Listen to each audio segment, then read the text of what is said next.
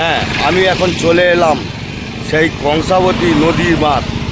এখন আমি সরাইঘাটে ব্রিজের উপরে আছি। আমি তোমাদেরকে দেখাতে থাকবো কংসাবতী নদী পেছে।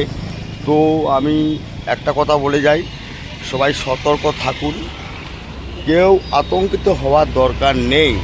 সেই সবাই একটু রিকোয়েস্ট করে বলো, সবাই একটু সতর্কভাবে থাকুন আর ভিডিওটি দেখতে থাকুন। চলো।